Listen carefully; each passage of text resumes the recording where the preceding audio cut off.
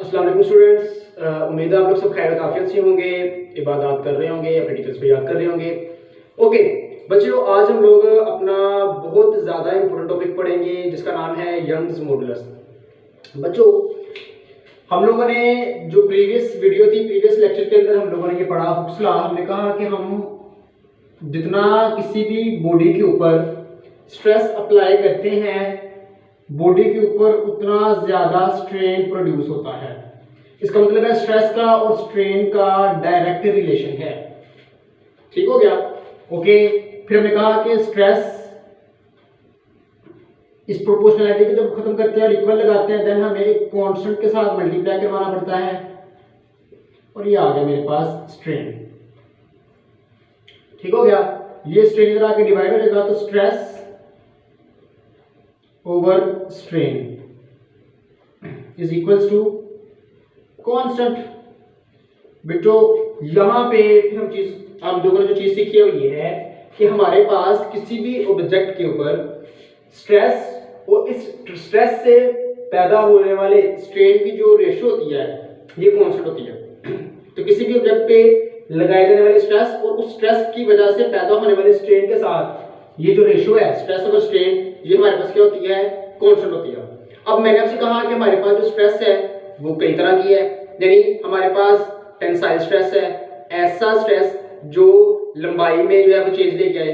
फिर हमारे पास volumetric stress है, ऐसा स्ट्रेस जो वॉल्यूम में चेंज लेके आए किसी भी बॉडी के।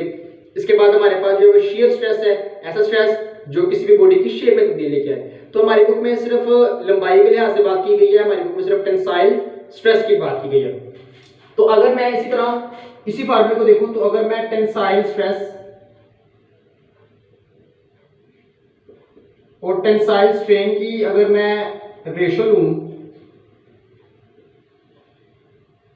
तो ये भी क्या होगी? Constant.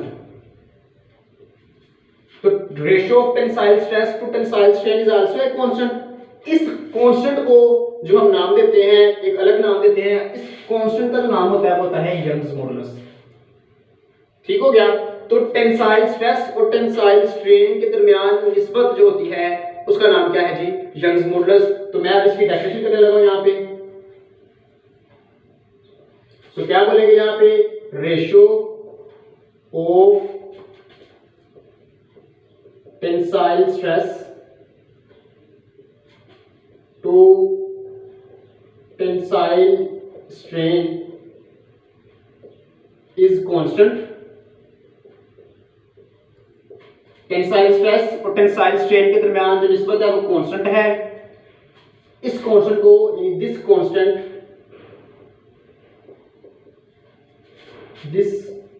Constant is called Young's modulus. इस कांस्टेंट का नाम है यंग्स मॉडुलस। तो डेफिनेशन आप लोगों को क्लियर हो गई होगी। तो टेंसाइल स्ट्रेस और टेंसाइल स्ट्रेन के दरमियान जो रेशियो है, डिवाइड को रेशियो बोलते हैं, ठीक है? ये कांस्टेंट है।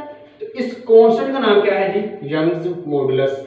इसी तरह बच्चों अगर हम बात करें तो हमारे पास जो है, हमारे पास वॉल्यूमेट्रिक स्ट्रेस और वॉल्यूमेट्रिक स्ट्रेन के दरमियान में रेशियो जो है वो कांस्टेंट होती है, उसको हम एक अलग नाम देते हैं। ठीक है? इसी तरह हमारे पास जो है वो आपके पास जो है वो शेयर स्ट्रेस और शेयर स्ट्रेन के दरमियान जो रेशियो होती है ये भी कांस्टेंट होती है, उसको हम एक अलग नाम देते हैं। तो उनके नाम हम हमारी बुक में डिस्कस नहीं किए गए, तो मैं भी आपको नहीं बता रहा। तो लिहाजा सिर्फ याद रखना है कि हमारे पास जो है टेंसाइल स्ट्रेस और टेंसाइल स्ट्रेन के दरमियान रेशियो जो है वो कांस्टेंट होती है। उस कांस्टेंट को हम बोलते हैं यंग्स मॉडुलस। अब हम ऐसा करते हैं, इसका फॉर्मूला ड्राइव करते हैं। ठीक है? तो अब हम ऐसा करते हैं कि हम इसकी मैथमेटिकल एक्सप्लेनेशन करते हैं। ठीक है? तो मैथमेटिकली जरा इसको सोल्व करने की कोशिश करते हैं। तो मैं जरा इसकी थोड़ी सी मैथमेटिकल एक्सप्लेनेशन जो है आपको देने लगा हूं। बड़ा आसान टॉपिक है और आपकी बुक में, आपके पेपर में ये बहुत ज्यादा बार जो पूछा जाता है। ओके बच्चों, फर्ज करें मेरे पास एक जो है वो रोड है। फॉर एग्जांपल ये मेरे पास क्या है? एक रोड है, सुराख है, जिसकी जो लंबाई है यहां से लेके यहां तक, जो इसकी लंबाई है ओरिजिनल, वो है L नोड। इसकी जो लेंथ है वो क्या है? L node. और इसका जो क्रॉस सेक्शनल एरिया है वो है ए। ठीक हो गया। अब आपने क्या किया, अब हम चूंकि बात कर रहे हैं यंग्स मॉडुलस की, इसका मतलब है अब हम यहाँ पे जो स्ट्रेस अप्लाई करेंगे वो कौन सी होगी, टेंसाइल स्ट्रेस, ऐसी स्ट्रेस जो लेंथ में तब्दीली लेकर आती है। अब मैं ये कहता हूं कि इसके ऊपर हम लोगों ने टेंसाइल स्ट्रेस अप्लाई किया। अब टेंसाइल स्ट्रेस अप्लाई करने का ये मतलब है कि मैंने इस एरिया के ऊपर मैंने यहाँ पे फोर्स अप्लाई की, तो जब फोर्स अप्लाई की तो क्या हुआ कि मेरे पास इसकी लेंथ में तब्दीली आ गई। कितनी लेंथ में तब्दीली आ गई, लेंथ बढ़ गई। अब इस रोड की जो लेंथ है वो ये हो गई, यानी यहां से लेके यहां तक इसकी अब लेंथ हो गई है। डन।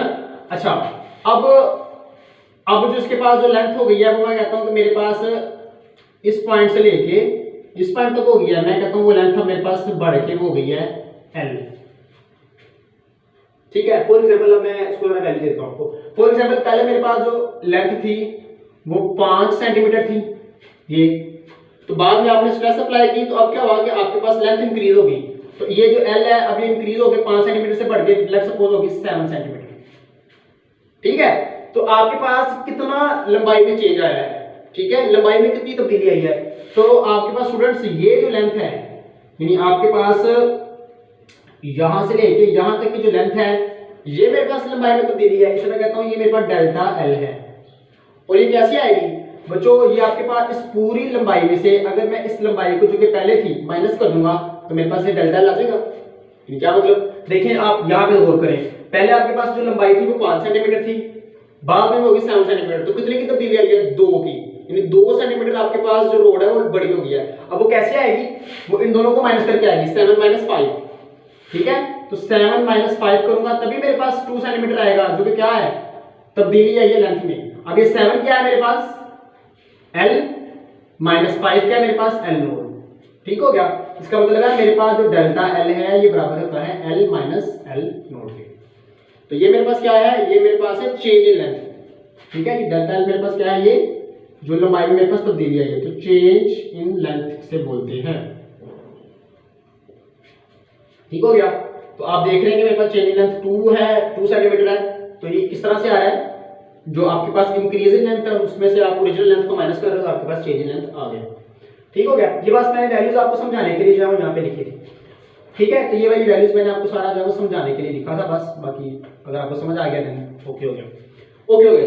अब देखिए मेरे पास मैंने फाइंड करना है यंग मॉडुलस का फार्मूला। ठीक है, तो यंग मॉडुलस का फार्मूला क्या होता है, यंग मॉडुलस होता है आपके पास tensile stress over tensile strain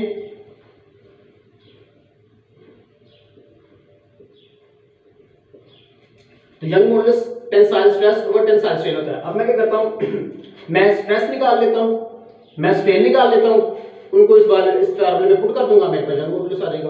बड़ी आसान सी बात है बच्चे। देखिए आपके पास जो स्ट्रेस होता है वो क्या होता है, फोर्स पर यूनिट एरिया। ठीक है, तो स्ट्रेस की वैल्यू मेरे पास क्या होती है, F/A। डन हो गया, तो स्ट्रेस मेरे पास आ गई। स्ट्रेन क्या होता है, स्ट्रेन मेरे पास क्या होता है जी, मेरे पास अगर मैं यहाँ पे टेंसाइल स्ट्रेन की बात करूं तो वो क्या होगा, अगर मैं यहाँ पे जो है वो टेंसाइल स्ट्रेन की बात करूं तो वो क्या होगा, मेरे पास change in length divided by original length. ठीक हो गया। तो आपके पास जो स्ट्रेन होती है, हमने अभी कल पढ़ा है कि स्ट्रेन हमारे पास क्या होता है, कि स्ट्रेन हमारे पास जो चेंज आया है, जो डीफॉर्मेशन आई है, उसकी मेजरमेंट का नाम है कि स्ट्रेस के अप्लाई करने से एक बॉडी कितना डीफॉर्म हुई है उसको मेजर करते हैं। तो वो कैसे आता है, डेल्टा L ओवर L यानी change in length divided by original length. इसको मैं लिख देता हूं, चलिए, तो change in length divided by original length, ये आपके पास स्ट्रेन का फार्मूला है। तो मेरे पास स्ट्रेस भी आ गई, स्ट्रेन भी आ गई। अब इन दोनों वैल्यूज को मैं अपने इस फार्मूले में पुट कर देता हूं। इसे मैं क्वेश्चन नंबर 1 कह देता हूं। तो मैं इस डेफिनेशन को इरेज करता हूं जरा थोड़ा सा, वैल्यूज पुट करें। So putting values in equation number 1, यानी पुटिंग इन इक्वेशन 1। ठीक हो गया। अब देखें Young modulus is equals to, ऊपर क्या है, स्ट्रेस, स्ट्रेस आपके पास क्या होता है, फोर्स ओवर एरिया। तो फोर्स डिवाइडेड बाय एरिया, ये वाली जो लाइन है ये आई ऐसे, नीचे है स्ट्रेन, स्ट्रेन मेरे पास क्या है डेल्टा एल ओवर एल। ठीक हो गया। अब मैथमेटिक्स का रूल क्या है बच्चों कि आपके पास ये वाली जो वैल्यूज होती हैं मिड वाली ये आपस में मल्टीप्लाई होती हैं और ये वाली आपस में मल्टीप्लाई होती हैं। तो मेरे पास क्या आएगा यंग मॉडुलस का फार्मूला, ये एल इस एफ से मल्टीप्लाई होगा तो आ जाएगा एफ एल डिवाइडेड बाय ये ए इस डेल्टा से आगे मल्टीप्लाई होगा तो A multiply by delta L. तो यंग मॉडुलस का फार्मूला आ गया F L divided by A multiply by delta L. ये मेरे पास यंग मॉडुलस का क्या आ गया जी फॉर्मूला आ गया। अच्छा इसी चीज को आप किसी और अंदाज से भी कर सकते हैं। जैसे फॉर एग्जांपल आपके पास जो टेंसाइल स्ट्रेस है वो फोर्स ओवर एरिया है, ठीक है। अब ये स्ट्रेन डिवाइड हो रही है तो इसको ऐसे डिवाइड किया तो स्ट्रेन की वैल्यू आपके पास क्या है डेल्टा एल ओवर एल। तो डिवाइड को जब आप मल्टीप्लाई करते हो तो ये वाली वैल्यू जो है वो उल्ट जाती है। तो एफ ओवर ए डिवाइड को आपने चेंज किया मल्टीप्लाई में तो ये चीज उलट जाती है तो एल ओवर डेल्टा एल। तो अगेन आपके पास आंसर क्या आएगा F L divided by A delta L. तो किसी भी आप अंदाज से कर लें आपके पास जवाब जो है वो यही आएगा। ठीक हो गया। तो ये मेरे पास स्टूडेंट्स यंग मॉडुलस का जो है वो फॉर्मूला आ गया। अब यहाँ पे ये एक इंपॉर्टेंट बात है और ये है कि इसका यूनिट क्या होता है। यंग मॉडुलस का यूनिट क्या है देखिए, यंग मॉडुलस आपके पास क्या है स्ट्रेस ओवर स्ट्रेन। इसका मतलब है इसका यूनिट क्या होगा स्ट्रेस के यूनिट को और स्ट्रेन के यूनिट को अगर है तो हम उनको क्या कर देंगे डिवाइड तो हमारे पास यंग मॉडुलस का जो है वो यूनिट आ जाएगा। तो अब आप देखो कि आपके पास यंग मॉडुलस का यूनिट क्या है स्ट्रेस ओवर स्ट्रेन का यूनिट। तो स्ट्रेस का यूनिट क्या होता है आपके पास, स्ट्रेस आपके पास फोर्स ओवर एरिया है, इसका यूनिट आपके पास क्या होता है न्यूटन पर मीटर स्क्वायर। फोर्स का यूनिट यहां देखा न्यूटन होता है और ये मीटर स्क्वायर, तो न्यूटन पर मीटर स्क्वायर। तो ऊपर आपके पास आ गया न्यूटन पर मीटर स्क्वायर डिवाइडेड बाय नीचे क्या है स्ट्रेन।